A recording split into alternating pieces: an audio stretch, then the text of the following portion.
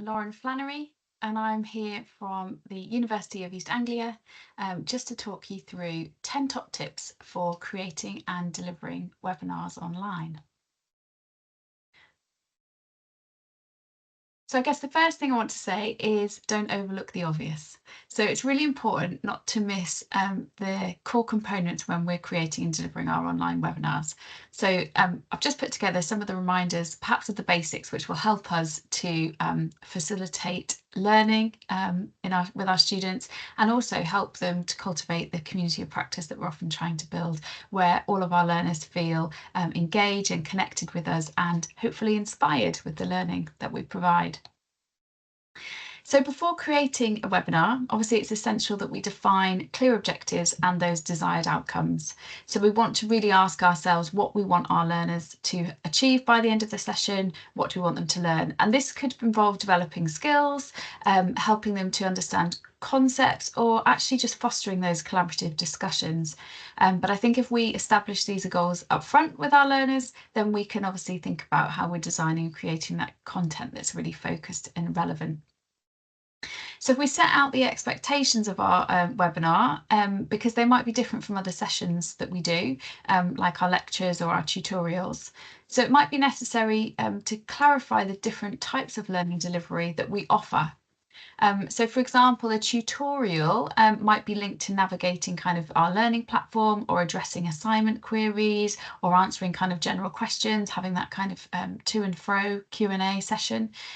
Whereas webinars are often designed to really enhance the learner's experience of the module learning content and really focus on implementing that theory into practice. So webinars may include kind of more specific tasks designed to activate the learners and consider the learning material from another perspective.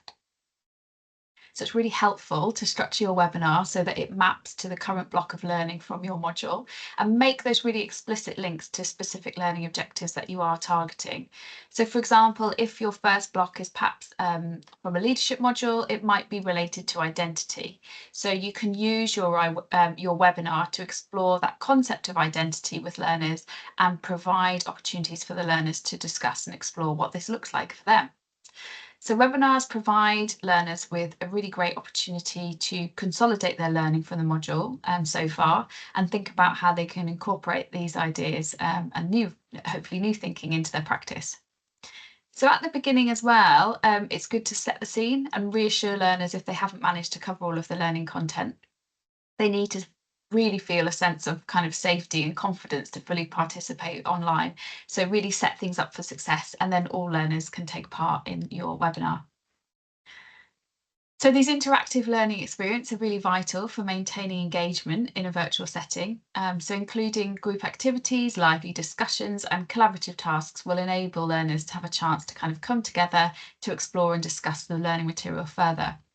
And these interactions really enhance their academic skills and continue to allow them to develop their community of practice and professional networks, alongside developing social skills by working together with their peers. And this is where the real magic happens. So set out expectations around participation and engagement, and you can reiterate those general group rules around respect, confidentiality, psychological safety, and ideally you would spend some time at the beginning of your module to co-create these group rules with your learners. Our learners are often spinning multiple plates between work, perhaps family or caring responsibilities, and study. So it's understandable that at times they may feel really overwhelmed, particularly in the run up to those formative and summative assignments.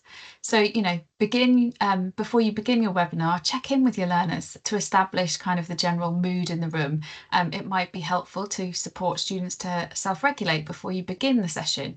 So you might offer students a moment to kind of grab a drink, provide some general kind of chit chat to settle everybody, and you might even model kind of some relaxed breathing. Show genuine interest in your learners and be receptive to all of their contributions. Where possible, show learners that you've received their initiations by repeating back what they've said, and seek clarification to ensure that you've understood them correctly. Bringing a little bit of yourself and your own real world experience into the virtual classroom really helps make the learning relevant and relatable for students. We can share personal anecdotes, we can invite guest speakers who can provide insights related to the subject matter being taught. And this really brings the subject matter to life, providing a connection between the theory and the practice, which enhances student engagement and understanding. It's always wise to check in with the learners and check that they've understood what you're asking them to do. But try and do this anonymously so no one feels embarrassed to say that they don't understand. And you can use the whiteboard for this. It's a good function. On this note, please remember to explain terminology, define that new vocabulary and explain those acronyms.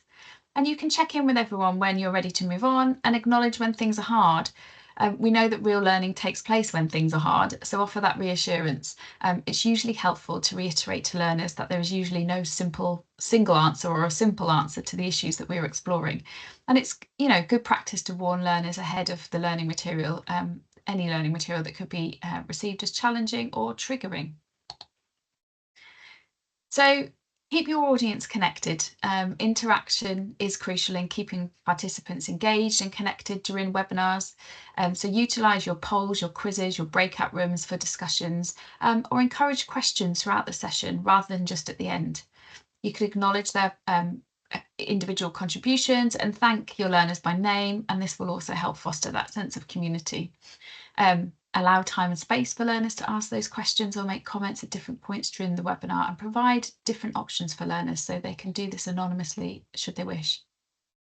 Feedback is hugely valuable. So asking for feedback throughout your session will give you really rich data to analyse and identify areas for improvement. So at the beginning of your webinar, you might ask your learners what they hope to gain from the session, and then ask for feedback at the end to see if this has been achieved. And again, you can use the whiteboard to gather those qualitative comments anonymously, or you could use a poll to gather and collect that quantitative data. Throughout the session, it's also useful to check in and ask your learners whether activities have been effective and or useful. So a quick way to do this is by using the poll. And you can also ask learners to self-assess during the webinar to measure impact. So you could use self-rating scales to support learners to reflect on where they are now and where they want to get to. And you can ask learners what they then need to do to move to the next step, or what you can do to help them get there. How can I help you get from a 2 to a 3? Review your feedback collected carefully, because this data can provide you with really valuable insights into what worked well and what could be improved for future sessions. Be mindful of the time you have available and ensure you finish on time to allow learners to have a break before their next activity. Schedule those movement breaks and comfort breaks to keep learners alert and comfortable online. And it can be helpful just to acknowledge as well that at times you may need to move things on for the benefit of the whole group, and signpost learners to relevant support as and when required, so your student services or learning enhancement teams, etc. So I hope you find these top 10 tips useful and helpful when creating and delivering those online webinars. By not overlooking the obvious, we can create and deliver impactful online webinars that really enrich learners, develop their knowledge and encourage strong engagement, which allows our learners to connect and cultivate their own communities of practice. And these connections between each other and their peers can really last a lifetime. Take care. Please get in touch. My contact details are there should you wish to follow up, and best wishes.